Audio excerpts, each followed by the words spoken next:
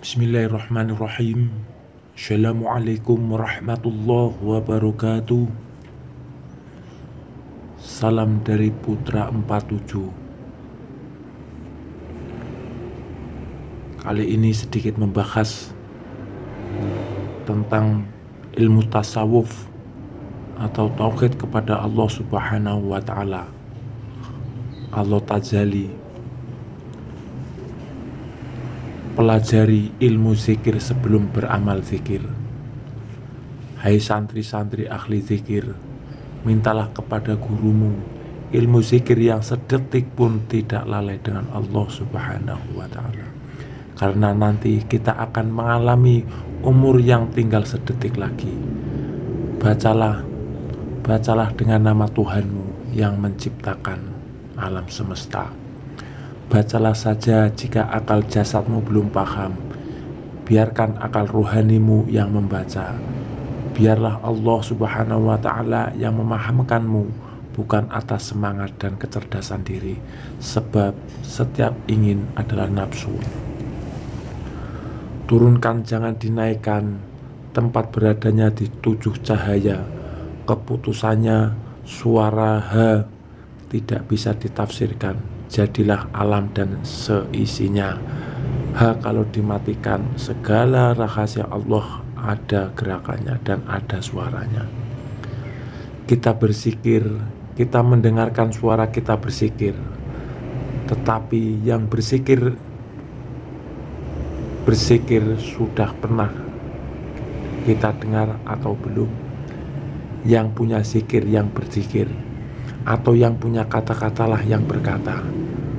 Kalau kita sudah mendengar yang punya zikir berzikir, dapatlah kita masuk dalam zikir.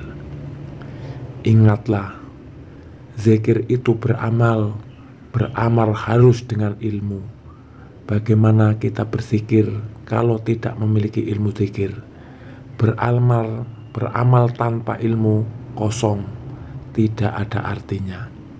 Berilmu saja tanpa beramal, jelas menyesatkan. Kosong itu lautan kodim. Kalau mau tahu lautan kodim itu, dari wujud sampai wahdaniyah, disinilah kita tahu artinya udara. Sifat inilah bagi zat yang maha suci. Yang kosong itu sifat kodim, bukan nur.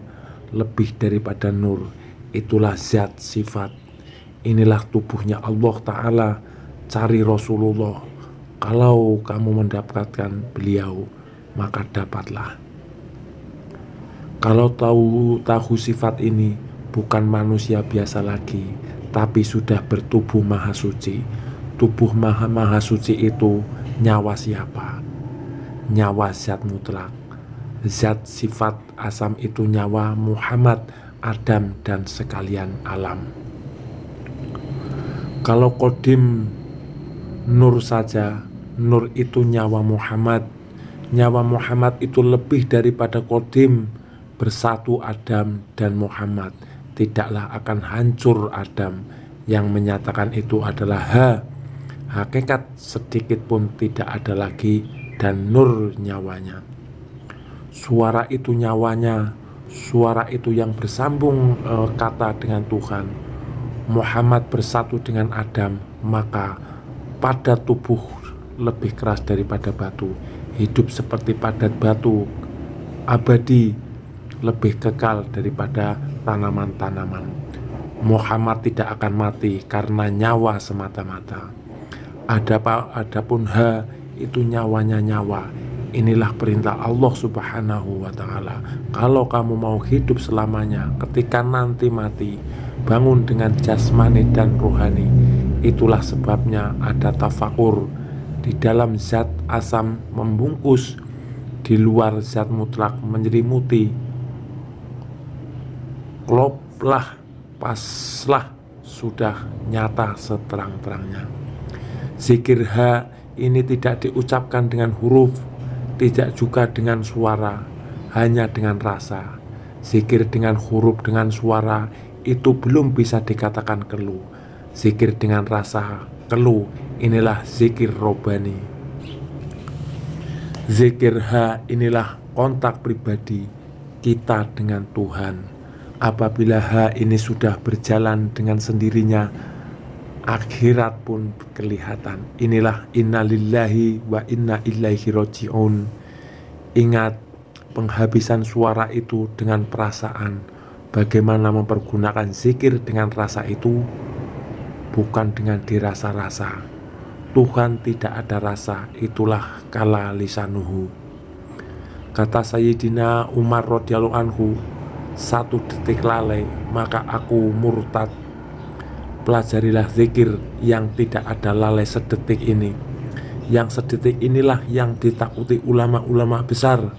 Ingat perkataan Sayyidina Umar radhiyallahu anhu tadi, apa mau mengakhiri hidup dalam keadaan murtad? Orang yang khusyuk dan masuk dalam zikir itu adalah orang-orang yang mendengar, yang punya zikir, berzikir. Kita ini hanya menzikirkan yang punya zikir, bukan kita berzikir. Yang punya zikir berzikir. Siapa yang berzikir? Zatlah yang berzikir. Suara siapa itu? Suara Tuhan. Apa yang dimaksud rukun mi'raj? As-sholatu mi'rajul mu'min. Takbir itu mi'raj. Sebelum mi'raj takbir ikhram atau suci dulu. Setelah ikhram mi'rajlah atau takbir. Selesai takbir pada akhir akbar, dinamakan tafadal. Terganti, setelah terganti bermunajatlah. Waktu membaca surat dan bacaan-bacaan sholat itu dinamakan munajat. Pantaslah Nabi Muhammad SAW bersabda di penghujung hayat beliau, ummati sholli, sholli, sholli. Karena orang yang sholat itu zohiru Rabbi, yang tafadal itu tubuh zohiru Rabbi atau rahasia Tuhan, satu dengan jasad atau esa. Maka orang yang dalam sholat itu mengaku dirinya Tuhan. Maksudnya mengakui kedirian Tuhan dan tidak merasa ada diri lagi. Kalau tidak sholat, mau mengaku diri siapa? Yang tidak sholat bisa-bisa mengaku dirinya setan. Inilah golongan sesat, golongan laknatullah. Orang yang tidak mau sholat itu dilaknat Allah dan para malaikatnya pun ikut melaknat. Maka sholat itu adalah perintah Tuhan untuk Rasul dan umatnya. Rasulullah SAW saja orang berilmu dan kenal dengan Tuhan masih mau beramal. Beramallah yang membuat orang berilmu menjadi sempurna ilmunya. Berilmu tapi tidak beramal, sesatlah. Jadi tidak bisa mengatakan yang berilmu tidak perlu beramal, tidak perlu sholat. Orang yang ikhlas itu beribadah tidak merasa capek, tidak merasa letih, apalagi jemu, karena ibadahnya sudah lillahi ta'ala. Kalau masih merasa rasa segala macam, tidak ikhlas karena ibadahnya linnaf atau nafsu, bukan lillahi ta'ala. Inilah ibadah yang dipukulkan pada orang yang beribadah seperti itu. Sedikit uraian tentang ilmu tasawuf atau hakikat Islam Allah Tazali. Mudah-mudahan bermanfaat. Wassalamualaikum warahmatullahi wabarakatuh.